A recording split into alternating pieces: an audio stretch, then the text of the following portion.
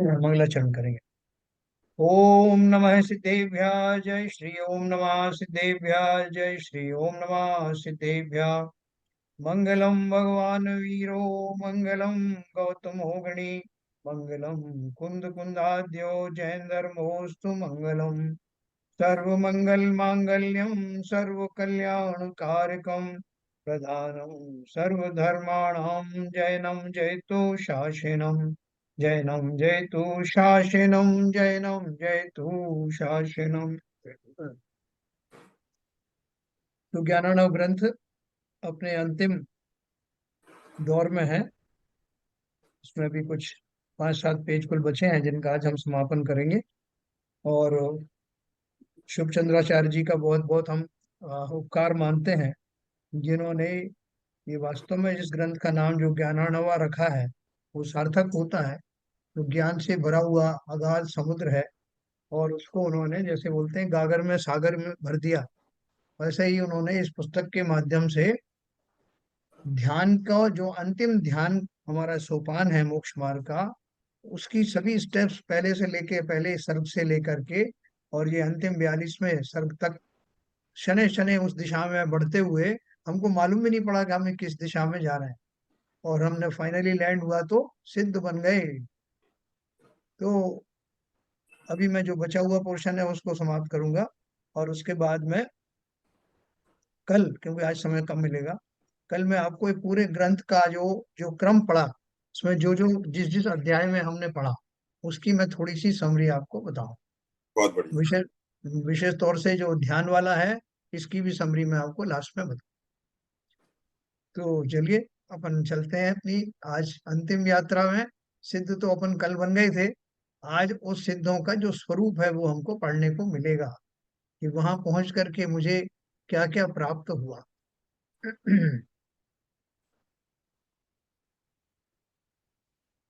देखिए, कल हमने 71 नंबर पढ़ा था, जिसमें क्या लिखा था। श्री सिद्ध भगवान निद्रा, तंद्रा, भय, भ्रांति, राग, द्वेष, पीड़ा और संशय से रहित हैं। निद्रा तो अपन जानते ही, तंद्रा का अर्थ क्या है, जो छोटी छोटी नैप ले लेते हैं ना, जैसे क्या बोलते हैं उसको, झपकी है ना, वो झपकी आती है। ना कोई भय है, ना कोई भ्रांति है, ना राग द्वेष तो पहले ही समाप्त हो गए, कोई पीड़ा नहीं, कोई संशय नहीं, इसलिए सब तरह से सुखी ही है। ये शोक मोह जरा, संशय और भ्रांति में क्या अंतर है सर? किसमें? संशय और भ्रांति। हाँ, देखो भ्रांति जो है वो, मेरे हिसाब से भ्रांति थोड़ी सी सूक्ष्म होती है, टेम्परेरी होती है, थोड़ा सा भी विषय से विषयांतर होता है। और संशय जो है थोड़ा सा बड़ा लार्ज स्केल पे होता अच्छा है। अच्छा। जैसे जीव और पुद्गल, जीव और शरीर अलग अलग हैं या एक ही है, तो ये बड़ी बड़ा संशय है। लेकिन कोई छोटी सी भ्रांति हो जाती है कि नहीं साहब, शरीर में भी थोड़ा सुख तो है, लेकिन किस अपेक्षा से है, वो सुख में थोड़ी सी भ्रांति हो गई, तो वो भ्रांति कहलाती है। बहुत बढ़िया। अच्छा है, थोड़ा सा बड़ा।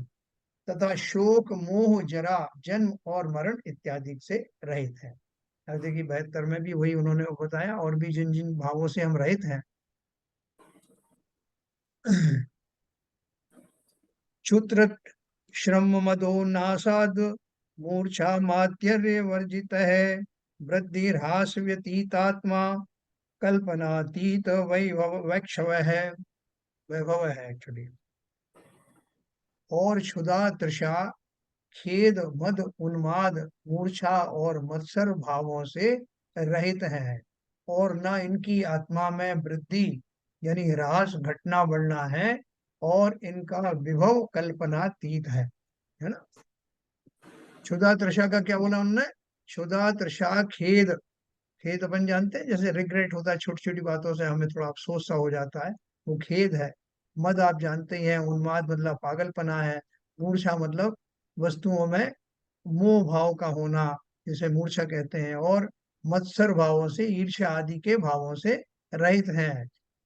तो देखो ये सब भाव जब अपन के रहित हो ही जाएंगे, और इनकी रहितता के कारण ही वो जीव सुखी होता है, तो अभी क्यों नहीं मैं इन भावों से रहित हो जाता। अभी इन भावों को संजो करके क्या मिलने वाला है? एक दूसरे से ईर्ष्या करें, एक दूसरे को नीचा दिखाने का प्रयत्न करें, अपने मान अपमान के प्रसंगों में उद्वेलित हो जाएं, छोटी छोटी बातों में हमें खेद अफसोस होने लगे, है ना। इन पर तो हम जो है काबू कर सकते हैं ना। क्षुधा और तृषा तो हमको अभी कर इस पर्याय में लगती रहती है, वो एक अलग बात है, उसका अलग से टॉपिक है। लेकिन ये जो हमारे व्यवहार में घटित होने वाले खेद हैं, मूर्छा है, एक दूसरे के प्रति प्रतिस्पर्धा या ईर्ष्या के भाव हैं, एक दूसरे को के आलोचना के भाव हैं, इन पर हम अवश्य ही काबू पा सकते हैं, पा ही लेना चाहिए। जितनी जल्दी पा सकते हैं उतनी जल्दी हमारी वो सिद्ध दशा नजदीक रहेगी, क्योंकि वहां जाकर के करेंगे, इतने लंबे टाइम के बाद करेंगे, अभी से शुरू कर दें। और ना इनकी आत्मा में वृद्धि ह्रास घटना बढ़ना है, और इनका विभव कल्पनातीत। विभव का अर्थ देखो डिक्शनरी मीनिंग, आरपी साहब। विभव का अर्थ वैभव है या कुछ और है? वैभव भी होना चाहिए सर। वैभवी है सर। ओके, तो ये हो गया वैभव कल्पनातीत है। अपन ये जानते हैं कि हम उतनी कल्पना भी नहीं कर सकते, हमारी दिमाग ही नहीं चलता इतना। 73 है। निष्कल है कर्णातीतो, निर्विकल्पो निरंजन है, अनंत वीर्यात्मनोन्पन्नो, नित्यानंदाविनंदित है। सिद्ध भगवान शरीर रहित है, इंद्रिय रहित हैं, मन के विकल्पों से रहित हैं, निरंजन है, अर्थात जिनके नए कर्मों का बंध नहीं है। देखो निरंजन का अर्थ मैंने आपको पहले ही बताया था, कि जिसके ऊपर कोई दूसरा रंग ना चढ़े, जिसके ऊपर कोई दाग धब्बे ना लगे, जिसके ऊपर किसी तरह के कोई स्क्रैचेस ना पड़ सके, ऐसा वो सभी तरह के खोटे आ, वस्तुएं जो है, जो उनके ऊपर में हावी नहीं हो सकती, ऐसा निरंजन उनका स्वरूप है। जिनके नए कर्मों का बंध नहीं है, कर्म की कालिमा भी होती है ना, वो भी नहीं लगती, अनंत वीरता को प्राप्त हुए हैं, अर्थात अपने स्वभाव से कभी च्युत नहीं होते, और नित्य आनंद से आनंद रूप है, अर्थात जिनके सुख में कभी विच्छेद नहीं होता। अव्ययवाद शब्द जो है, आप याद रखना, ये शब्द उन्हीं के लिए आया है, अनंत और सिद्धों के लिए, विशेष तौर से सिद्धों के लिए, कि जिनके सुखों में अब अनंत काल तक, यानी कभी भी कोई किसी किस्म की बाधा नहीं आने वाली, कोई रुकावट नहीं आने वाली है।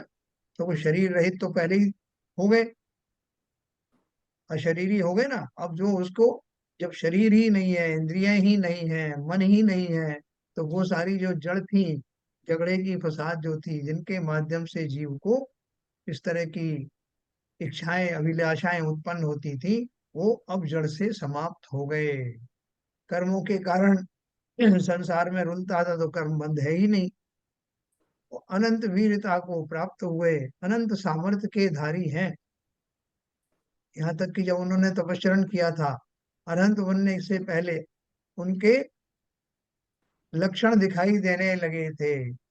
उत्तम संगनन के धारी वो मुनिराज, वही तो अनंत बने, और वही सिद्ध बनकर विराजमान हो गए। तो ये सारी जो परिपाटी एकदम परंपरा से चलने लगती है। तो देखो हम लोगों की परंपरा में भी अभी 1 घंटा जो अपन सुन रहे हैं, रुचि पूर्वक सुन रहे हैं, तो ये हमारी कम सामर्थ्य नहीं है, और ये हमारे अवश्य ही पूर्वकृत सातिशय पुण्य के कारण घटित हो रहा है। और इसमें जितना हम बढ़ोतरी करते जाएंगे, उतना उतना ये अभ्युदय इसका होता चला जाएगा। इसलिए इसको, जो हमारी स्थिति बन गई है, उसको कंटिन्यू रखना, बनाए रखना। अभी तो आगे हम ऐसे ऐसे शास्त्र पढ़ने जा रहे हैं, कि जो, जैसे अभी विपुल जी कहते हैं ना, कि इतने अच्छे अच्छे, इतनी सूक्ष्म बातें कभी हमने सोचा भी नहीं था कि कभी हम ऐसे पढ़ने और सुनने को मिलेंगे। हमको लगता ही नहीं था हम इस लायक हैं क्या।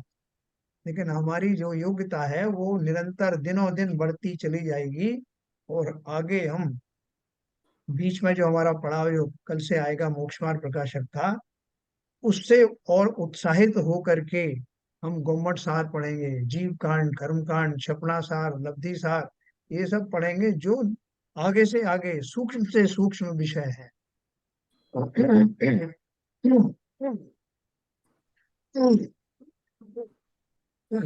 और एक बार हम जो उस सूक्ष्मता के आदी हो जाएंगे, तब आप देखेंगे कमाल उसका, कि बाहर में कोई भी कुछ बात कर रहा होगा, स्थूल रूप से जो बात कर रहा होगा, और मैं उसको सूक्ष्म रूप से ग्रहण करके उनकी निस्सारता का अनुभव स्वयं ही करने लगूंगा। अरे क्या बात कर रहे हैं लोग, ये कहाँ उलझ रहे हैं। भले ही मैं लोगों से ना कहूं, लेकिन अपने आप में समझ जाऊंगा कि ये कैसी निरर्थक बातें हैं, इनसे मेरा क्या लेना देना।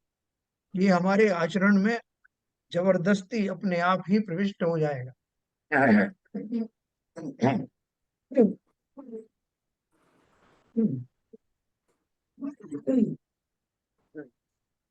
74 नंबर पे चलेंगे। परमेष्ठी परम ज्योति परिपूर्ण है, सनातन है, संसार सागरोत्तीर्ण है, कृत कृत्यो अचल स्थिति है।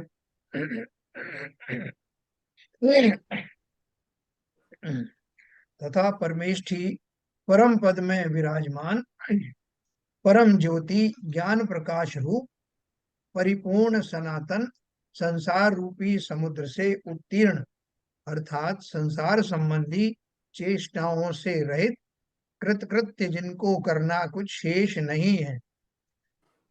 पता नहीं क्या हो गया। अचल स्थिति प्रदेशों की क्रियाओं से रहित ऐसे सिद्ध भगवान। देखो इसमें एक बहुत बात खास है। थोड़ा पानी ले लीजिए।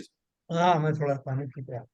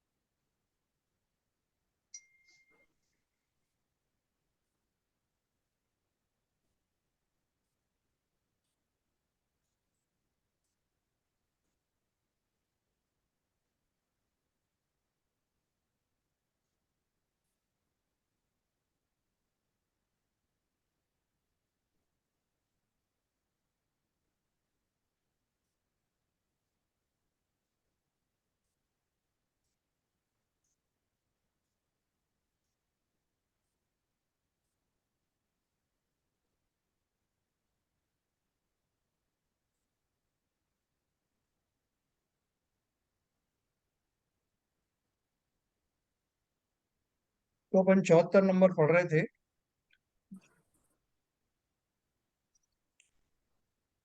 परमेष्ठी परम ज्योति परिपूर्ण है, सनातन है, संसार सागरोत्तीर्ण है, कृत कृत्यो अचल स्थिति।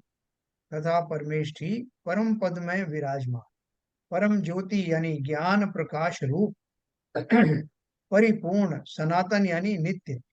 जो सनातन धर्म बोलते हैं ना, कि आजकल सनातन धर्म बहुत चल रहा है, तो सनातन शब्द का अर्थ क्या है, कि जो कंटिन्यू रहे, जिसकी रीति सनातन बनी रहे, उसको नित्य कहते हैं।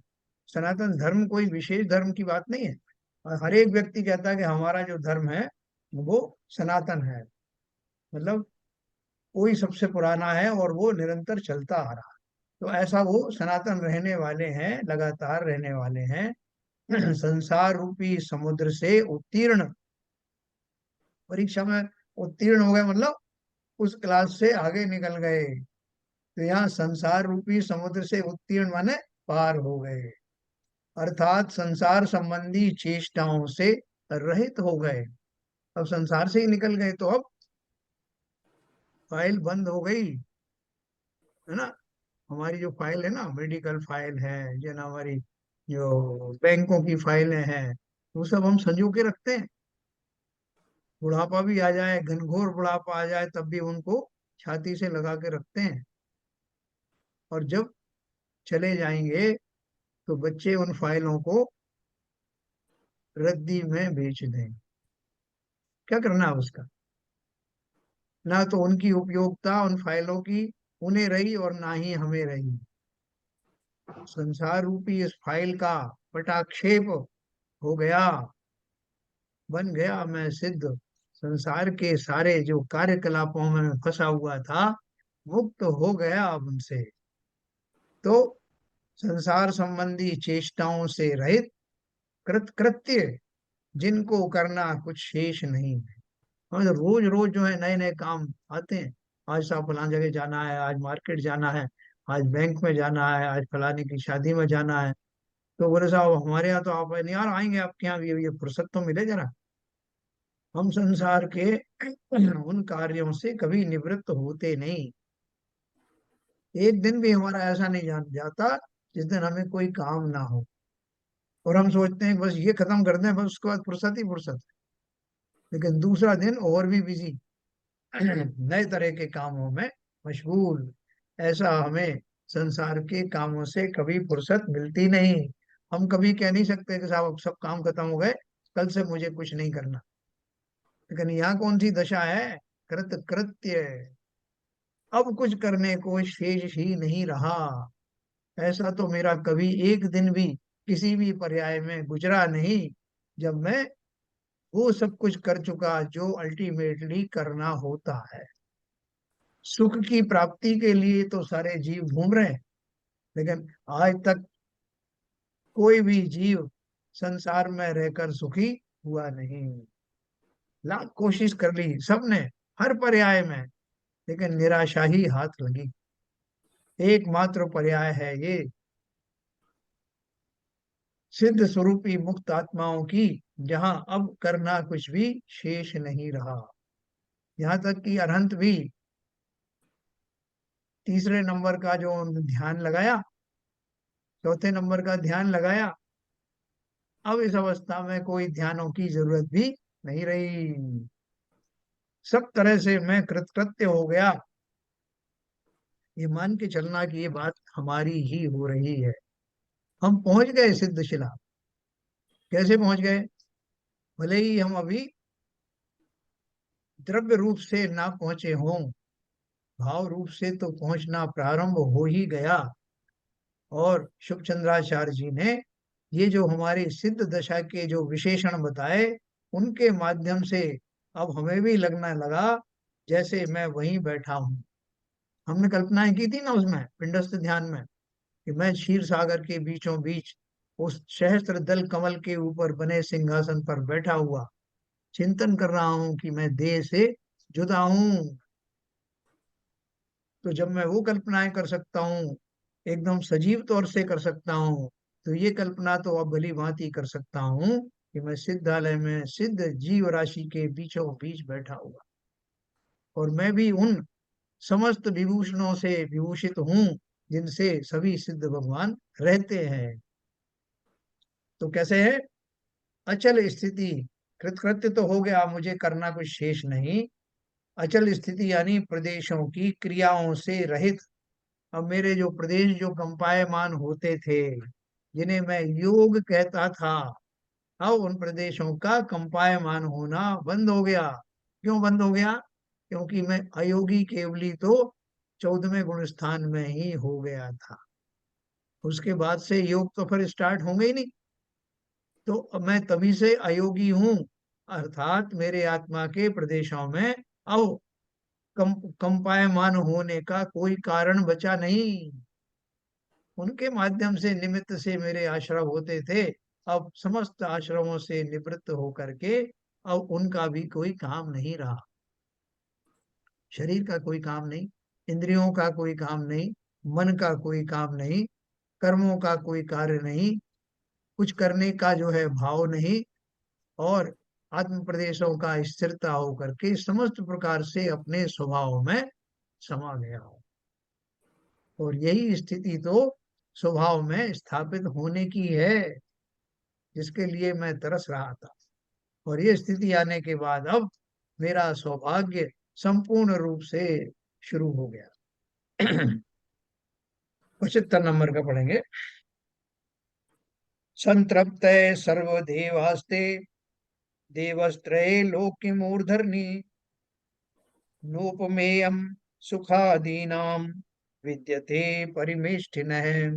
पुनः सिद्ध भगवान संतृप्त हैं, तृष्णा से रहित हैं, तीन लोक के शिखर पर सदा विराजमान हैं, अर्थात गमन रहित हैं। इस संसार में कोई भी ऐसा पदार्थ नहीं है जिसकी उपमा परमेष्ठी के सुख को दी जाए। उनका सुख निरुपमेय है, यानी जो किसी से कंपेयर नहीं कर सकते। आगे भी इसी तरह की बात दी है ना।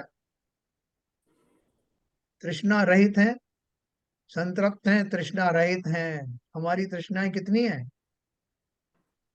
अलोकाकाश जितनी अनंत है। हमारी तृष्णाएं कभी समाप्त होती नहीं। यहाँ तक कि जो संसार में पदार्थ हैं वो कम पड़ जाते हैं मेरी अभिलाषाओं के आगे। 76 है। चर स्थिरार्थ संपूर्णे मध्यमाणम जगत्रये भग्यमाणम जगत्रये उपमानोपमेयत्वम मन्ये स्वस्यैव स स्वयं। आचार्य कहते हैं कि यदि चर और स्थिर पदार्थों से भरे हुए इन तीनों जगतों में उपमेय और उपमान ढूंढा जाए तो मैं ऐसा मानता हूं कि वे स्वयं ही उपमान उपमेय रूप में है। उपमान उपमेय क्या है आगे बताया। सिद्ध भगवान उपमान सिद्ध ही हैं और किसी के साथ उनकी उपमा नहीं दी जा सकती।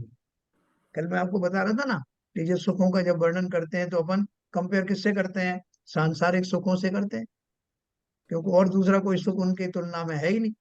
तो उन्हीं को बोल देते जाओ इससे भी ज्यादा, उससे अनंत गुना। खाली हम उसको क्वांटिफाई कर सकते हैं, क्वालिटीफाई कर नहीं सकते। वह इतना ही कह सकते हैं कि ये सुख जो उनसे विलक्षण है। तो वो इसलिए उपमाएं वो दी जाती हैं। जैसे ज्ञान की उपमा इसलिए दी गई, ज्ञान को कैसे समझाया कि कितना ज्ञान है, तो ये ऐसे ही समझा दिया कि तीनों लोग उसमें अपने आप झलकते हैं। तीनों लोग के समस्त प्राणियों की समस्त पर्याय, चर अचर सभी द्रव्यों और पुद्गलों की समस्त पर्यायों को एक साथ युगपत जानने की सामर्थ्य उनके ज्ञान में है। तो कल मैंने आपको समझाया था, ये उनकी सामर्थ्य बताने के लिए कहा। ऐसा नहीं कि इस सामर्थ्य के कारण वो सुखी है, क्योंकि अगर पदार्थों को जानने से सुखी होने लगे तो ये तो राग का भाव है ना। रागी तो वो रहे नहीं, इसलिए वो खाली कंपेयर करने के लिए बात कही गई थी। ज्ञान का सर्वस्व तो स्वामी लग रहा है, निरंतर लग रहा है, और वही वास्तव में उनके आनंद का कारण। देखो आज भी अपन जो है, जो अपन साधक हैं, तो साधक हैं तो हमको इस बात की ही संतोष रहेगा। इस बात का नहीं कि मैं सबको जान रहा हूँ कि उनके यहाँ क्या हो रहा है, वो कैसे परेशान है या वो कैसे सुखी हैं। ये जानने में मुझे कोई लाभ है क्या? उससे तो मैं सुखी दुखी होता रहूंगा। लेकिन इसके विपरीत मुझे इस बात का जब कोई कुछ बोल रहे हैं तो म्यूट कर लीजिए सर। जब मुझे इसके विपरीत अपने अंदर ही वो सारी चीजें दिखाई देने लगेंगी कि ओ देखो जीवों के कैसे कैसे भाव होते हैं, जीव कैसे संसार में अपनी अपनी विचित्रताओं के कारण से उलझ रहे हैं, और मैं कम से कम इनसे सुलझ गया हूँ। अंतर में मुझे किसी से अब वैसा राग और द्वेष रहा नहीं। किसी का भी उपकार करता हूँ तो उससे थैंक यू सुनने के लिए भी मुझे मैं लालायत नहीं हूँ। पहले तो मुझे बहुत लगता था अपन सबको कि मैंने साहब उनका इतना काम किया, उन्होंने एक शब्द भी नहीं कहा, थैंक्स तक नहीं कहा। अब किसी भी तरह का ना तो खेद होता है ना कोई चाहत होती है। ये अवश्य ही आचरणों में होने वाला परिवर्तन इस बात का परिचायक है कि मैं वस्तु स्वरूप को किंचित समझने लगा हूं, लोगों के व्यवहार को भी समझने लगा हूं, संसार में तरह तरह के जीव है ये भी समझने लगा हूं। कोई किसी तरह से समझ पाता है, कोई किसी तरह समझ पाता है। लेकिन मुझे अपने भावों में निरंतर निर्मलता बनाए रखनी है। कोई मुझसे कोई पूछे, कोई मुझसे अगर सलाह लेता है, परामर्श लेता है, तो किस लिए लेता है? इसलिए कि उसको लगता है कि मेरे अंदर में कुछ ऐसे गुण हैं, मुझे मेरे ऊपर वो विश्वास करता है। तो मैं उसको कैसे उत्तर दूं? भले ही जैसे अपने हमारे वो करते हैं ना, निर्माण क्षमा सागर महाराज इतनी बढ़िया मित्रता वाली भाषा में बात करते हैं। हाँ, मतलब उनके उपदेश है ना अभी भी। तो ऐसा ही हमें, कोई हमसे परामर्श लेने आए, कोई हमसे कुछ सलाह के साथ साथ कुछ हमारा गाइडेंस चाहे, तो बहुत मधुर शब्दों में, बहुत टू दी पॉइंट शब्दों में उसको संबोधन देना। उसने हमें ये समझ करके ही आया ना। और हो सकता है कि हमने कई बार इसलिए सलाह उसने मांगी हो और हमने कई बार दे दे के थक गए हो, तभी खेद नहीं करना। ये तुमको कितनी बार तो बताया, अब नहीं आना मेरे पास बार बार। उसने आपको इस लायक समझा, इसलिए हमारे पास आया। हम अत्यंत मधुर शब्दों में, मित्रतापूर्ण शब्दों में, जो कुछ हमसे हो सकता है, संसार के प्राणी वैसे ही बहुत दुखी है, उनमें अगर मैं शब्दों की मरहम लगा दूं तो उनको अवश्य ही संतोष प्राप्त होगा, और उससे होने वाला पुण्य मेरे खाते में भी अवश्य है।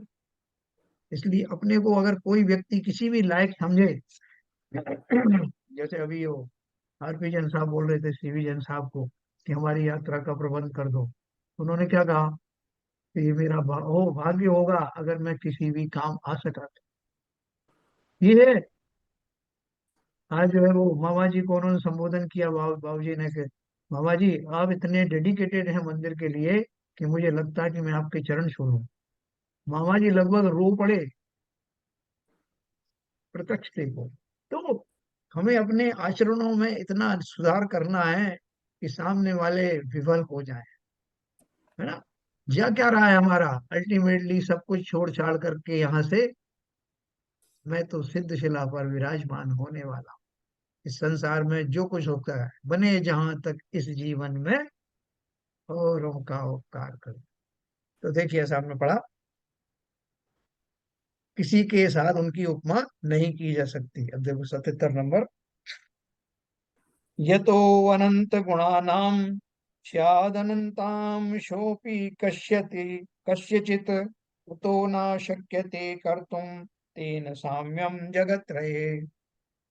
क्योंकि तीनों जगत में उन सिद्ध परमेष्ठि के अनंत गुणों का अनंत व अंश भी किसी पदार्थ में नहीं है, इसलिए उनकी समानता किसके साथ करें, है नहीं कर सकते।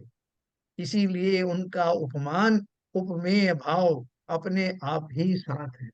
वही स्वयं उपमा है, वही स्वयं उपमेय है। उन्हीं की उपमा दी जाती है और उन्हीं के साथ उपमा को किया जाता है, क्योंकि और कोई पदार्थ उनके समकक्ष है ही नहीं। 78 नंबर।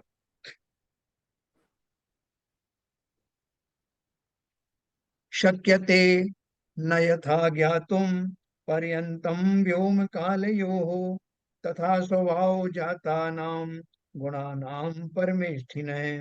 जैसे कोई आकाश और काल का अंत नहीं जान सकता, उसी तरह स्वभाव से उत्पन्न हुए परमेष्ठि के गुणों का अंत भी कोई नहीं जान सकता। अगाध समुद्र है, कर प्रमाण के मानते गगन न पे कहीं बंद, है ना। तो 79। गगन घन पतंगा इंद्र चंद्रा चलेन्द्र क्षिति दहन समीरांबोधि कल्प द्रुमाणाम निचयमपि समत्तम चिन्त्यमानम गुणानाम परम गुरु गुणोर्धीर्नो पुमान त्वेमेति। आकाश और मेघ, सूर्य, सर्पों का इंद्र, चंद्रमा, मेरु, पृथ्वी, अग्नि, वायु, समुद्र और कल्प वृक्षों के गुणों के समस्त समूह भी चिंतन किया जाए तो भी उनकी उपमा परम गुरु श्री सिद्ध परमेष्ठि के गुणों के साथ नहीं हो सकती। बोले जिन जिन को भी आप ग्रेट समझते हो, समुद्र है कितना अगाध है, वायु कितनी फैली हुई है, अग्नि जो है किसको भस्म कर सकती है, पृथ्वी सबको जो है आश्रय देती है, मेरू पर्वत कितना ऊपर तक जाता है, चंद्रमा और बाकी सारे जितने भी हैं कल्प वृक्षों आदि की सामर्थ्य है, सब एक साथ मिल जाओ तब भी परमेष्टि के गुणों से उन्हें कंपेयर नहीं किया जा सकता। संसार के उत्तमोत्तम पदार्थों के गुण विचार करने से भी ऐसा कोई पदार्थ नहीं दिखाई पड़ता कि जिसके गुणों की उपमा सिद्ध परमेष्टि के गुणों के साथ दी जाए। 80 नंबर है। ना सत्व पूर्वाश्च पूर्वम नो निविशेष नो निविशेष विकार जाह स्वाभाविक विशेषा यभूत पूर्वाश्च तद गुणा। सिद्ध परमेष्टि के गुण पूर्व में नहीं थे, पूर्व में नहीं थे, पूर्व में नहीं थे ऐसा नहीं है, अर्थात पूर्व में भी शक्ति रूप से विद्यमान थे। किसकी बात कर रहे हैं? हमारी और आपकी। क्योंकि असत का प्रादुर्भाव नहीं होता, यह नियम है। बोले साहब ये जो सरसों दिख रही है, तिल्ली दिख रही है, इसमें तेल कब से है? बोले जब से उनका अस्तित्व तब से ही है। कोई नया तो आया नहीं कि मेरे हाथ में आते ही उनमें तेल आ गया हो। हाँ? तो इसलिए उन्होंने कहा क्योंकि जो नहीं है उसको उत्पन्न नहीं किया जा सकता। उद्गलों में चैतन्य आदि गुण नहीं है तो आप उनमें डाल नहीं सकते। मेरे अंदर पौद्गलिक गुण नहीं है तो वो आ नहीं सकते। इसलिए असत का प्रादुर्भाव नहीं होता, यह नियम है। यदि असत का भी प्रादुर्भाव माना जाए तो शशसंग कामी का भी प्रादुर्भाव होना चाहिए, किंतु ऐसा होता नहीं। शशसंग कामी क्या है मुझे नहीं पता, यही इस नियम में प्रमाण है। और पूर्व में व्यक्त नहीं थे तथा विशेष विकार से उत्पन्न नहीं, किंतु स्वाभाविक है। कुल मिला के ये बात कर रहे हैं कि जो भी सिद्धों में गुण दिखाई दे रहे हैं वो पूर्व अवस्थाओं में शक्ति रूप से विद्यमान थे। सिद्ध परमेष्टि के गुण स्वाभाविक विशेष अर्थात पूर्व में भी शक्ति की अपेक्षा स्वभाव में ही विद्यमान और अभूतपूर्व अर्थात पूर्व में व्यक्त नहीं हुए ऐसे हैं। है ना? अपूर्व अवसर आया, उन्होंने लिखा ना श्रीमद राजन जी। हमारा एक गुण स्थान है अपूर्व। हाँ, अपूर्व नाम का गुण स्थान है ना, 8वां नाम। था सर। हाँ, तो वो जो वो ससुर का 8वां गुण स्थान। ससुर का मतलब है हाँ, असंभव बात, असंभव अश- बात, असंभववाद। ओके। असंभव बात जो कहते हैं उसको सत्संग कहते हैं। ओके। शश मने खरगोश होता है, संग मने खरगोश को सींग होता सिंह है। होने जैसी बात हो जाए, खरगोश हाँ, ओ, जैसे खरगोश के जैसी बात सींग। हो जाए, खरगोश की सींग। सिंह होने जैसी बात हो जाए, ऐसा असंभव बात कहना असत्संग का है। बहुत बढ़िया, बहुत बढ़िया। देखो हमारे साथ में डिक्शनरी भी चल रही है। इस प्रकार सिद्ध परमेष्टि के गुण स्वाभाविक विशेष अर्थात पूर्व में भी शक्ति की अपेक्षा से स्वभाव में विद्यमान और अभूतपूर्व अर्थात पूर्व में व्यक्त नहीं हुए ऐसे हैं। जो अपूर्व अवसर आया उसका अर्थ क्या है? कि वो पहले घटित नहीं हुआ इसलिए अब घटित हो रहा है, लेकिन उसमें बेस रूप में तो वो विद्यमान था ही। जो मेरे भाव अब हो रहे हैं बोले पहले, इससे पहले कभी नहीं हुए, लेकिन वो शक्ति तो थी ना, उसी के कारण वो प्रकटित हो रहा है। आत्मा के जो स्वाभाविक गुण पूर्वावस्था में अव्यक्त रहते हैं वे ही सिद्धावस्था में व्यक्त हो जाते हैं। इस इसी से शक्ति की अपेक्षा पूर्व में भी विद्यमान होने के कारण उन गुणों को पूर्व में नहीं थे ऐसा नहीं कह सकते, और पूर्व में व्यक्त नहीं थे इससे पूर्व में थे ऐसा भी नहीं कह सकते। है ना? देखो कितना बढ़िया है ये अनेकांत का और इसका जो ख्यातवाद का जो है कमाल। देखो क्या बोल रहे हैं, पूर्व में व्यक्त नहीं थे। पहले तो शक्ति की अपेक्षा पूर्व में भी विद्यमान होने के कारण उन गुणों को पूर्व में नहीं थे ऐसा नहीं कह सकते, और पूर्व में व्यक्त नहीं थे इसलिए पूर्व में थे ऐसा भी नहीं कह सकते। थे तो मगर व्यक्त नहीं थे, और स्वाभाविक होने के कारण उनको विकारज भी नहीं कह सकते, क्योंकि वे गुण शक्ति की अपेक्षा स्वाभाविक और व्यक्ति की अपेक्षा अभूतपूर्व ही कहे जाते हैं। देखो ये नयों का जो अपन ने थोड़ा बहुत जो प्रदर्शन देखा, इनका उपयोग अपने जीवन में अवश्य करने लगना। कोई व्यक्ति हमारे सामने कोई बात कहे तो मान लेना कि उसने किसी विशेष अपेक्षा से वो बात कही है, और उसकी अपेक्षा से उसके दृष्टिकोण से हो सकता है वो सही हो, तो किस बात पे विवाद करूं? क्या भैया आप भी सही हो, आपने जो कहा जिस भाव से कहा हो सकता है वो सही हो सकता है मैं ना समझ पाया हूँ आपके भाव। ऐसा अगर मैंने अपने व्यवहार में लाना शुरू कर दिया तो झगड़े बढ़ जाएंगे या समाप्त हो जाएंगे? बताओ ना। तो देखो ऐसे हमने 80 नंबर का पढ़ा, अब 81। ये अपन को आज समाप्त करना है, थोड़ा सा और बचा है। वाक पथातीत माहात्म्य मनंत ज्ञान वैभवम सिद्धात्मानाम गुणग्रामम सर्वज्ञ ज्ञान गोचरम, जिसका महात्म्य वचनों से कहने योग्य नहीं है और जिसके अनंत ज्ञान का विभव है, ऐसे सिद्ध परमेष्टि के गुणों का समूह सर्वज्ञ के ज्ञान गोचर है। हाँ? देखो एक विचित्र बात है, ये बोल रहे हैं कि वचनों से तो सिद्धों का वर्णन गुणों का कर नहीं सकते, और अनंत ज्ञान उनके अंदर में है, ऐसे सिद्ध परमेष्टि के गुणों का समूह कौन कहेगा? सिद्ध तो इतने गुणों के धारी होकर के ऊपर बैठे, हमें कौन बताएगा कि वो सिद्धों में ये गुण मौजूद है?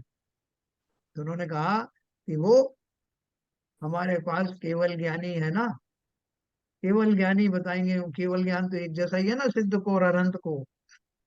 तो केवल ज्ञानी जो यहाँ पर हमारे बीच में विद्यमान है, उनके द्वारा डायरेक्टली या शास्त्रादि के द्वारा हम सबको वो ज्ञान हो रहा है कि ये जो सिद्ध शिला पर विराजमान सिद्ध राशि है, उनमें कौन कौन से गुण विद्यमान है, उनमें कैसा ज्ञान भरा हुआ है, वो तो समस्त केवलियों के ज्ञान गम्य है। ठीक है, परंतु वहां भी इतना विशेष है। 82, स स्वयं यदि सर्वज्ञ है सम्यक व्रते समाहित है तथाप्येति न पर्यंतम गुणानाम परमेष्ठिन है। सर्वज्ञ देव परमेष्ठि के गुणों को जानते हैं, परंतु यदि वे उन गुणों को समाधान सहित अच्छी तरह कहें तो वे भी उनका पार नहीं पा सकेंगे। समझ लेना कि सिद्ध भगवान भी अगर कहने बैठे कि सिद्धों में क्या गुण है, तो वो भी नहीं कह पाएंगे। क्यों नहीं कह पाएंगे?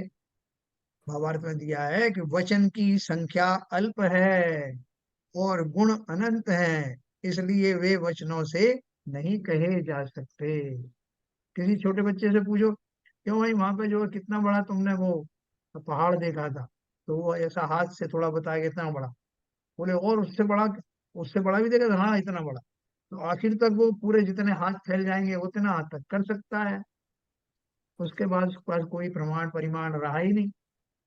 ऐसे ही शब्दों की सीमाएं हैं, शब्दों के द्वारा तो बोलते हैं सिद्ध भगवान स्वयं भी उतर आए तो शब्दों में वो बखान नहीं कर सकते। इसलिए कहा है कि जो केवली जितना जानते हैं उसका अनंतवा भाग ही कह सकते हैं। वो जानते हैं और अनुभव भी करते हैं, लेकिन वचन में उसका अनंतवा भाग आता है और उसके अनंतमय भाग को ही द्वादशांग वाणी में गूंथा जाता है, और उसका अनंतवा भाग ही हमें श्रवण करने को मिलता है। सोचो कितना होगा वो मैक्सिमम, और कितना आनंद होता होगा सब जान करके सारे रहस्य।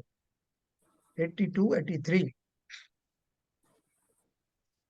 त्रैलोक्य तिलकी भूतम निशेष विषय विषयच्युतम निर्द्वंद्वम नित्यम निरमत्यक्षम स्वादिष्टम स्वभावजम निरूपम्य विच्छिन्नम सदैव परमेश्वर तत्रैवास्ते स्त्रीभूत पिबन ज्ञान सुखामृतम। श्री सिद्ध परमेष्टि परमेश्वर देव समस्त त्रैलोक्य का तिलक स्वरूप, समस्त विषयों से रहित, निर्द्वंद अर्थात प्रतिपक्षी रहित, अविनाशी, अतीन्द्रिय स्वाद स्वरूप, अपने स्वभाव से ही उत्पन्न, उपमा रहित और विच्छेद रहित ज्ञान और सुख रूपी अमृत को पीते हुए स्त्री भूत तीन लोक के शिखर पर विराजमान रहते हैं। है ना, ये सब अपन पढ़ चुके हैं, उन्हीं का ही विस्तार है। अगला है 85 नंबर। देवैसो अनंत वीर्यो द्रगवगम सुखानर्घ्य रत्नावकीर्ण श्रीमान त्रैलोक्य मूर्धन प्रतिवसति भवध्वानन्ति विध्वंस सभानु स्वात्मोत्थानंत नित्य प्रवर शिव सुधाम्बोधिमग्न सदेव सिद्धात्मा निर्विकल्पो अप्रतिहत महिमा शश्वदानंद धामा। देखो कितने लंबे लंबे उन्होंने शब्द बनाए हैं, लेकिन कितने स्मूथली पढ़े जा रहे हैं। जिनके अनंत वीर हैं, अर्थात प्राप्त स्वभाव से कभी च्युत नहीं होते, जो दर्शन ज्ञान और सुख रूप अमूल्य रत्नों सहित हैं, जो संसार रूप अंधकार को दूर कर सूर्य के समान विराजमान है, जो अपने आत्मा ही से उत्पन्न ऐसे अनित्य नित्य उत्कृष्ट शिव सुख रूपी अमृत के समुद्र में सदा मग्न है। यानी सब समझते रहना, तो एक्सप्लेनेशन की जरूरत नहीं है। विकल्प रहित है, जिसकी महिमा अप्रतिहत, जो किसी से आहत ना होवे, और जो निरंतर आनंद के निवास स्थान है, ऐसे श्री सिद्ध परमेष्ठी देव शोभायमान, जो तीनों लोकों का शिखर है, उसमें सदा निवास करते हैं।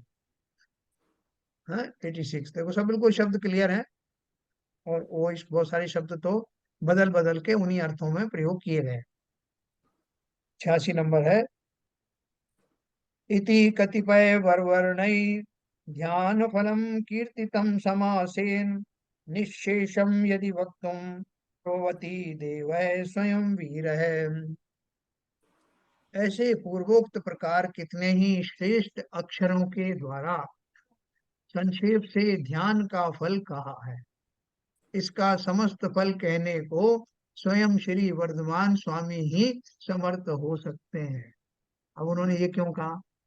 आप बोलोगे अभी तो बोल रहे थे कि सिद्ध भगवान स्वयं भी उतर आए, तो भी वो बखान नहीं कर सकते, और ये जो फल है उनको भी बहुत सारे श्रेष्ठ अक्षरों के द्वारा संक्षेप से ध्यान का फल कहा।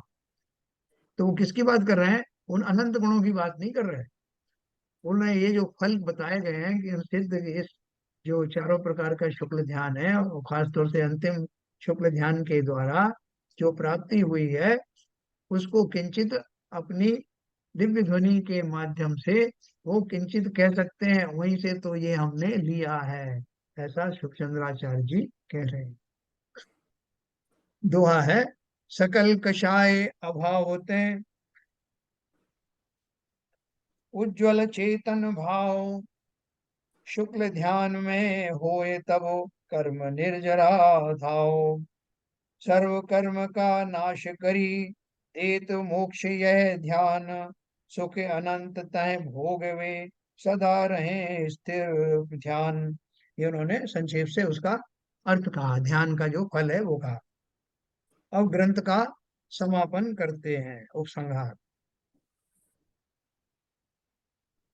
इति जिनपति सूत्रात् सारमुद्धृत्य किंचित स्वमति स्वमति विभव योग्यम ध्यान शास्त्रम प्रणीतम विबुध मुनि मनीषाम्भोधि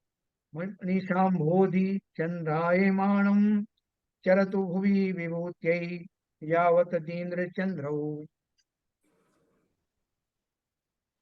आचार्य कहते हैं कि हमने इस प्रकार जिनेन्द्र देव सर्वज्ञ के सूत्र से थोड़ा सा सार लेकर अपनी बुद्धि के विभानुसार यह ध्यान का शास्त्र निर्माण किया है। शुक्ल चंद्राचार्य जी अब आ गए हमारे सामने, वो अपनी बात सुना रहे हैं।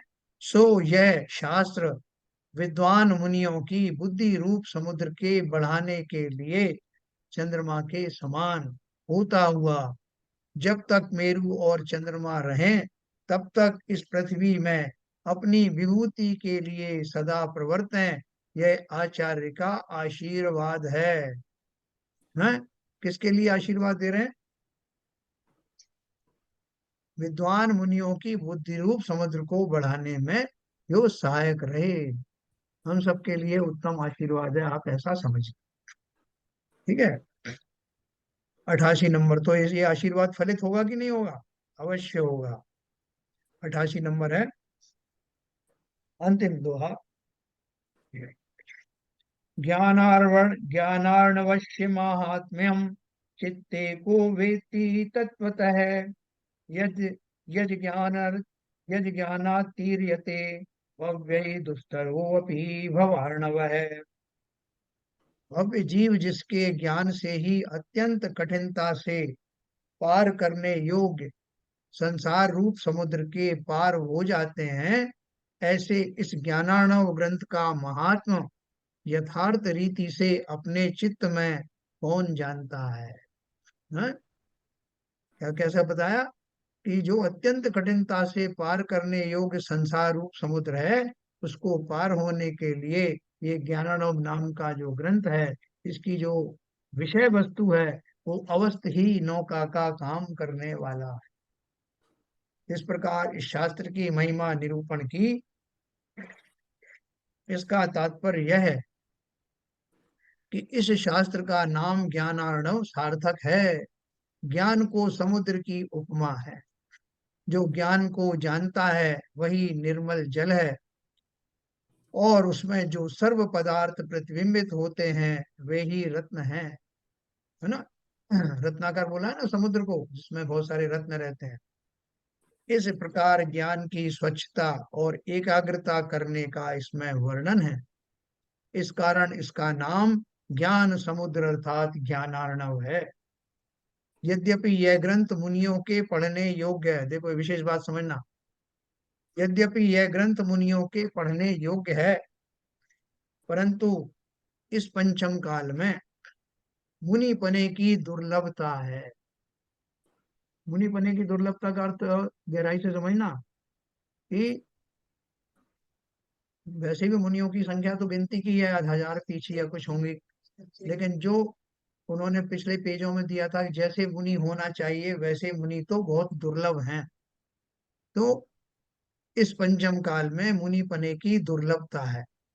इस कारण गृहस्थी भी इसको पढ़े सुने और सुनावें तो उनके यथार्थ श्रद्धान हो जाए तथा ज्ञान की भावना रहे तो बड़ा लाभ हो। परंपरा संस्कार पर्वों में चला जाए तो उत्तम गति हो, सुख की प्राप्ति हो। इस कारण गृहस्थ को पढ़ना सुनना सुनावना बहुत ही योग्य है। देखो क्या क्या बात कही उन्होंने। इस पर्याय में तो भला जितना होना है हो ही जाएगा, और ये संस्कार हमारे आगे चले जाएंगे तो अनेक भवों में जितने भी भव हमारे बाकी हैं उन सब भवों में ये काम आने वाले, बेकार जाने वाले नहीं, कैरी फॉरवर्ड होंगे ये संस्कार। इसलिए इस पर अपनी पूरी ताकत लगा देना। जितना कुछ हमने इस विषय वस्तु को पढ़ा है सुना है हृदयंगम किया है, उसमें पूरी जान लगा करके इस पर्याय को तभी छोड़ना है। छूट तो कब जाएगी हमारे हाथ में नहीं, लेकिन वो जब भी छूटे हमें कोई खेद ना बाकी रहे कि काश मैं ये कर पाता। है इस प्रकार से माँ बाप की जब सेवा नहीं कर पाते अंतिम समय में बड़े दुखी हो जाते हैं, या उनके जाने के बाद कि काश मैं उनकी सेवा कर पाता। मौका मत छोड़ना। जो भी अवसर मिला है जिनकी भी पूज्य जनों की सेवा करना है वो तो करना ही, और अपना भी उद्धार अवश्य ही कर लेना, आयु का कुछ पता नहीं। अंत में ज्ञान समुद्र जहां सुख नीर, पदारथ पंक तिरज विचारो, राग विरोध विमोह कुजंत, मलिन करो तिन दूर विडारो। शक्ति समार, शक्ति संहार करो अवगाहन, निर्मल होए सुतत्व उधारो, ध्यान क्रिया निज नेम सवै गुण, भोजन भोगन मोक्ष पधारो। इति श्री शुभ चंद्राचार्य विरचिते योग प्रदीपाधिकारे ज्ञानार्णवे शुक्ल ध्यान वर्णनम नाम द्विचरादृशम प्रकरणम समाप्तम। इस प्रकार से ये हमने बड़ी प्रकार से इसको बड़ा अध्ययन किया, अपनी पूरी शक्ति से इसका रसपान किया, और अवश्य ही हमारे मस्तिष्क में, हमारे भाव में, मन में कहीं ना कुछ परसेंटेज तो अवश्य ही आया होगा। बोलिए श्री शुभचंद्राचार्य की जय। जय। बहुत ही बोलिए तो। अद्भुत। और इसमें लास्ट सेंटेंस कह दिया, इनने सुनाना सुनना सभी कारगर रहा। तो आपने सुनाया, हाँ। हमने सुना, साहब हमारा धन्य हो गए।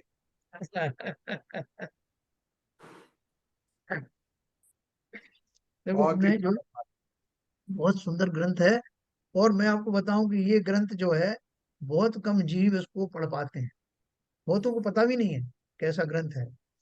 मुझे रावत बाटा में एक हैवी वाटर में थे, एक पीसी जैन साहब, उन्होंने एक बार चर्चा की थी कि अब उन्होंने सोचा होगा कि ये अध्ययन करते हैं, तो मेरी जो भी तात्कालीन छोटी मोटी योग्यता रही उसके अनुसार उन्होंने कहा कि आप वो ग्रंथ अवश्य पढ़ना।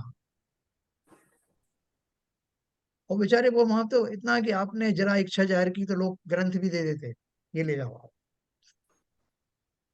बहुत उत्तम है ग्रंथों का आदान प्रदान करना, एक दूसरे के काम आना, संसार में यही वास्तव में सहायता है। बाकी तो सांसारिक सहायता तो अपन करते ही हैं और करना भी चाहिए, लेकिन सही मायने में जो एक दूसरे की मददगारी है वो यही। पढ़ना तो कठिन था, लेकिन जी। आपने जिस तरीके से समझाया बताया वो आसान हो गया। इसके लिए आपका आभारी हम लोग। बहुत बहुत धन्यवाद। कोई आवाज नहीं बाबू जी, आप सबके माध्यम से मैंने विशेष इसमें लाभ उठाया। ये मैं आपको कहूंगा, ये अकेले में मैं अगर पढ़ता ग्रंथ, जबकि मैं एक बार पढ़ भी चुका हूँ, तो उतना लाभ नहीं हुआ। तो ये एक दूसरे का निमित्त है ना।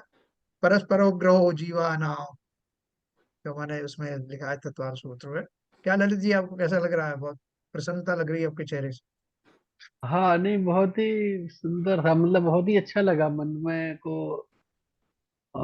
इसको सुन के जब भी हम सुन रहे थे, और ध्यान के बारे में जितना विस्तृत रूप से बताया है, जी। तो उसमें काफी चीजें मतलब समझ में आई, और ये लगा कि काफी कुछ हम रूटीन में कर भी सकते हैं, फॉलो कर सकते हैं कुछ वो कुछ बहुत चीजें। बढ़िया बात कही आप, बहुत बढ़िया। सबसे बड़ी बात यह है साहब, जी। हम तो इसका एक दोहे का मतलब भी नहीं समझ सकते, मगर आपने उसको सरलीकरण करके इस ग्रंथ का नहीं, दूसरे ग्रंथों से उसको कोऑर्डिनेट करके कौन से दोहे का कौन से ग्रंथ में उसका सिमिली है, उसका उदाहरण देके और एक माला के रूप में कर हमारे सामने प्रस्तुत किया, जो अपने मस्तिष्क में बिल्कुल ऐसे रबड़ी की तरह चला गया। तो ये आपकी बहुत बड़ी विद्वता है, ये बहुत बड़ा गुण है। ये मैं आपकी तारीफ नहीं कर रहा, ये वास्तविकता है। तो मुझे इससे वो तो हमको बहुत बहुत धर्म लाभ हुआ है, और अपने कॉन्शियस माइंड में कुछ न कुछ तो जरूर बैठा है, ऐसी बात नहीं। बिल्कुल। क्योंकि इतने दिन इतने महीनों से हर रोज हम इस चीज का अध्ययन कर रहे हैं, जी। तो ऐसी बात नहीं है। करत करत अभ्यास के जन्मत होत सुजान, ये जो कहावत है ये हमेशा चरितार्थ है, और इसका हमने बहुत लाभ लिया। इसके लिए आप आभार के पात्र हैं। बहुत धन्यवाद। देखो मानतुंग आचार्य जी ने भक्तामर ग्रंथ के भक्तामर श्लोक के लास्ट में लिखा है, क्या लिखा है कि जिनेन्द्र देव आपकी भक्ति के अलग अलग मन के इस माला में पिरोए हुए हैं, और इन सबसे मेरा कल्याण होने वाला है, भक्ति के विविध विविध मनकों के द्वारा। उसी प्रकार से हम सब साधर्मी जनों के बीच में अलग अलग माला के मोती हैं, कोई कैसा चमक रहा है, कोई कैसा चमक रहा है, कम कोई भी नहीं। और उन सब के माध्यम से माला बनी और हम सबके कंठ सुशोभित हुए। ये मानतुंग जी की भाषा में मैं आपको बता रहा हूँ। इसलिए अवश्य आपके मन में ऐसा भाव आया होगा, मैं मना नहीं कर रहा हूँ, आते ही हैं। लेकिन हम सबका एक कलेक्टिव एफर्ट है ये, मैं तो यही कहूंगा। और ज्यादा से ज्यादा आप जितने इसमें एकाग्र रहते हैं, अभी ये देखो हमारे सीवी जैन साहब तो कहीं चले भी जाते हैं टूर पे, तो ट्रेन में होंगे तो ट्रेन में कनेक्ट हो जाएंगे, बस में है तो बस से कनेक्ट हो जाएंगे। मुझे लगता है कि ये हम सब जितने जन यहाँ इकट्ठे हैं, सबका इसी स्तर का भाव जुड़ गया है स्वाध्याय के साथ। सर असली बात यह है कि उसमें माला में एक साथ पिरो के इतने दिनों तक रखना ये कोई आसान बात नहीं है, चलिए, समझिए। बहुत बढ़िया। और नहीं, किसी को सही कुछ बात है। कहना? आप भाग खड़े नहीं हुए सर, आप ये सोचिए। जी। भागे नहीं है यहाँ से, हाँ हाँ, जमीन बिल्कुल में। वही तो बिल्कुल, कह ये रहा हूँ, वही तो कह रहा हूँ आरपी जान साहब, उस माला में पिरो के एक साथ सबको रखना ये कोई आसान बात नहीं है। और ये एक ग्रंथ का जो चमत्कार ही। दिमाग था, अद्भुत ग्रंथ था सर। एक्चुअली बिल्कुल। पहले ऐसे ग्रंथ हमने कभी सुने पढ़े नहीं है ऐसे। जी। आ, ऐसे आपने सभी ग्रंथों में त्याग की, उसकी महिमा बहुत अच्छी तरह से ग्रंथों की सबकी बताई जाती है, लेकिन ये ग्रंथ वाकई अद्भुत था, जिसमें ध्यान के ऊपर इतना तगड़ा वो था। एक्चुअल वाला था, बिल्कुल सही बात है। सर अभी तक हम वेद विज्ञान की बात करते थे, सम्यक दर्शन की करते थे, लेकिन जो ध्यान की बात इस ग्रंथ में जो की है वो अद्भुत थी। बहुत ही मतलब बहुत ही रिक्वायरमेंट थी अभी इस स्टेज पे हमें थोड़ा सा आगे बढ़ने की, और ये ग्रंथ ने वो किया। और आपने जो सरलीकरण करके जितने मतलब जितने भी श्लोक थे वो काफी कठिन थे अगर हम सुने उनको तो, लेकिन आपने जिस हिसाब से सरलीकरण के करके समझाया, वैसे हमने शुक्ल ध्यान को आपने पहले भी बताया है, लेकिन इस बार जितना अच्छे से समझ में आया वो अद्भुत था। और उससे हमें गुण स्थानों की भी और ज्यादा क्लैरिटी हुई। बहुत ही अद्भुत ग्रंथ था ये। बहुत बढ़िया, बहुत बढ़िया, आपने बहुत सही बात की। और कोई कुछ अपने उद्गार जारी करना नहीं, चाहें ग्रंथ का? मैं इतना ही कहना चाहूंगा कि ये हम सबों का बड़ा पुण्य था कि ये हमको सुनने के लिए मिला, और आप इसमें निमित्त बने। तो आप निश्चित रूप से इसके काफी मतलब अनुशंसा के पात्र हैं। और साथ में जो लोगों ने चर्चा में बढ़ चढ़ के भाग लिया और बड़े बड़े क्वेश्चंस पूछे, उससे काफी खुलासे भी हुए। तो वास्तव यस। में बहुत अद्भुत अद्भुत रहा ये, पूरी बहुत यात्रा बढ़िया। बहुत अद्भुत रही। मतलब देखो, इस लेवल पर पहली बार में लोगों ने इस लेवल के प्रश्न खड़े किए, इसका अर्थ ये है कि सबके अंदर जा रहा है माल, वापस रिफ्लेक्ट नहीं हो रहा, अंदर एब्जॉर्ब हो रहा है। तो और कौन है भाई आपके जज? अपने संजय प्रकाश जी, आपको कैसा लगा? ये सर बहुत सुंदर सब चीजें, जैसे आज तक कभी सुनने में नहीं मिला। काफी कुछ मतलब कुछ तो दिमाग में घुस ही रहा है चीजें। और वैसे भी इसको कई बार मौका मिलते हैं, रिपीट इसको करते हैं, तो रिपीट करने जी। से और ज्यादा समझ में आता है उसका। मैं कल आपको जो इसका पूरा जो है आद्योपांत, पहले चैप्टर से मैंने क्या बताया था और 42वें सर्ग में क्या बताया था, इसकी चर्चा करूंगा। और कल से मोक्ष मार्ग प्रकाशक शुरू करेंगे, उसका इंट्रोडक्शन भी मैं कल दूंगा। मैं एक और सजेशन दे रहा था सर। ये बोलिए। इसकी सॉफ्ट कॉपी हमारे जो ग्रंथ वाला जो ग्रुप है ना, उसमें रिटेन रखी जाए, डिलीट नहीं करें। एक सॉफ्ट कॉपी, जैसे एक ग्रंथ पढ़ा तो कभी दोबारा से इसको रेफर करने की जरूरत पड़ती है, एक सॉफ्ट कॉपी अवेलेबल रहेगी जी जी जी जी। और बहुत उत्तम रहेगा। शलन जी, जो है थोड़ा ये काम आप देखना, जो जो हाँ हाँ ग्रंथ जरा पढ़े। बिल्कुल बिल्कुल, मेरे पास है, कॉपी है इसकी। हाँ और कभी भी मांगोगे मिल जाएगी। मोक्ष साहब पर एक काम, प्रकाशन की भेजी है, वो भी कॉपी बड़ी अच्छी कॉपी मिली है अब इस बार हमको। हाँ और हाँ। काफी साफ एकदम डिजिटल बुक है। जी। तो जो भी आपने पढ़े हो पहले हैं, सारी किताबें हैं मेरे पास। उनका सर एक लिस्ट तो जरा कल कोई बताइए, डिस्प्ले करिए कौन कौन से ग्रंथ हमने पढ़े हुए हैं क्रम में। हाँ, साहब आप मैं कुछ मैं कह रहे कल आपको सीरियस। मैसेज करूंगा आपको कौन कौन सी सर मेरे पास कॉपियां हाँ हैं। जैसा ओके। जैसा हाँ बोलिए बोलिए मैं बोलिए। पढ़ूं बताऊं क्या? आपका है? अरे वाह। क्या है? पहले भी आपने बताई थी लिस्ट, हाँ बोल दीजिए जल्दी से। कि सबसे पहले शांति पथ प्रदर्शन पढ़ा था, हाँ। उसके बाद जैन धर्म जानिए, उसके बाद कर्णन योग, पंचलब्धि, क्रिया परिणाम और अभिप्राय, पुरुषार्थ सिद्धि एवं योगसार, और ज्ञानानंद, एक ग्रंथ रह गया है उनका, श्री राम भट्टाचार्य का, उनका नाम नहीं मुझे मालूम। नहीं, बीच में वो नवा एक अध्याय भी पढ़ा था ना परमात्मा प्रकाश। परमात्मा प्रकाश परमात्मा एवं उसका परमात्मा नाम नहीं प्रकाश और नाम ध्यान नहीं आ रहा था। मोक्ष प्रकाश का नवा बाकी अध्याय। हाँ, परमार्थ प्रकाश बहुत बढ़िया। उनका। तो नहीं ये नहीं, परमात्मा प्रकाश के बाद में मोक्ष मार्ग का भी एक नवा अध्याय भी पढ़ा था बीच में। वो तो मतलब वो तो नहीं, एक वो तो एक पार्ट था, तो एक पार्ट, संपूर्ण ग्रंथ की बात कर रहे हैं हम। संपूर्ण ग्रंथ, परमार्थ प्रकाश का नाम नहीं ध्यान आ रहा था। तो मुझे उसके ऐसा लगता है सर, आप इसको कम से कम ग्रुप में एक ऐड कर देंगे तो मजा आ जाएगा, कम से कम हमें भी याद रखने को मिलेगा कि भाई कौन कौन से ग्रंथ पढ़े। हाँ, और शिवजन साहब उसमें डाल देना ग्रुप में। अच्छा, दूसरा ये शैलेंद्र जी से अनुरोध है कि जो जो सॉफ्ट कॉपी है हम सब लोग आपको अपना ईमेल आईडी भेज देंगे, उस पर अगर आप मेल कर देंगे तो हम सेव कर लेंगे अपने उस पर लैपटॉप पे। नहीं, मैं वो निश्चित ग्रुप रूप में से है, भेज दूंगा। मैं निश्चित रूप से सबको भेज दूंगा। ट्रांसफर कर लेंगे, आप ग्रुप में भेजिए एक बार। ग्रुप में भेज देंगे, ठीक सबको आ जाएगी। नहीं, ठीक। फिर वहां से अपने एरिया में ले लेंगे। जो पहली जो 2 किताबें थी वो तो बुक से ही पढ़ी थी अपन ने। एक तो जैन धर्म जानी और शांति, जो पहली एक किताब थी। देखिए शांति पर प्रदर्शक, जैन धर्म जानिए, करुणानुयोग, पंचलब्धि, ये बुक से पढ़ी थी। हाँ, नहीं, इनकी सॉफ्ट कॉपी भी है चरना, उनकी जो बाद में जो पढ़ी ना 3 किताबें, उनकी सॉफ्ट कॉपी भी है। हाँ, चलो आप भेज दीजिए फिर उनको। चलो बहुत बढ़िया है। अंत में बहन जी से अनुरोध है कि वो भी थोड़ा सा अपनी एक समीक्षा दे कि इसमें कुछ और सुधार करना हो, मतलब मुझसे ठीक से कर पा रहा हूँ, नहीं कर पा रहा हूँ, नहीं, और क्या बहुत संकल्प। बहुत सुंदर रहा, बहुत सुंदर रहा। अकेले पढ़ने में ऐसा आनंद थोड़ी ना मिल पाता है जो ऐसे ग्रुप में पढ़ने में और चर्चा में मिल पाता। एक बार आपने वहां भी पढ़ा था, मंदिर में भी पढ़ा था ये ज्ञानानंद, और एक बार फिर मैंने आपसे घर पे लाके पढ़ा था, अभी तीसरी बार पढ़ने को मिला ये। वाह, बहुत बढ़िया। अच्छा, मुझे वहाँ मंदिर का थोड़ा सा हल्का सा याद है। याद नहीं आ रहा है भाई, हैं? चेक करिए 2018 में, 19 में, 17 में। अच्छा अच्छा अच्छा, रहा होगा। नहीं नहीं, मुझे तो याद नहीं आ रहा है, बहन जी बताएगी कुछ। ये बहन जी नहीं ने मुझे पढ़ा। याद है कब पढ़ा था, लेकिन मंदिर में पढ़ा था भाई साहब ने। मैंने फिर एक बार घर भाई साहब से लाके घर पे पढ़ा था, और अच्छा, फिर अभी ये तीसरी बार पढ़ने को उस मिला। समय मंदिर में पढ़ा याद था, तो उस आ रहा है। समय भाई साहब की इतने क्लियर नहीं थी।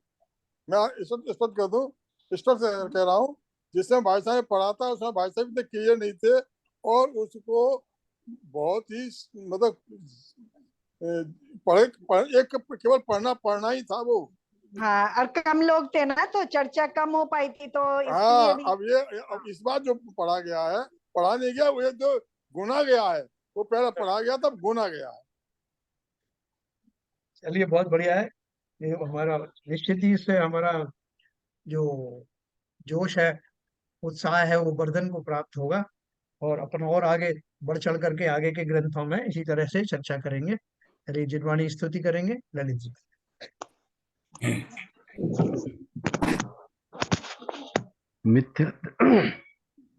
मिथ्यतम नाश वे को ज्ञान के प्रकाश वे को अपर भास वे को भानु सी बखानी है। छहो द्रव्य जान वे को बंध विधि भान वे को स्वपर पिछान वे को परम प्रमानी है।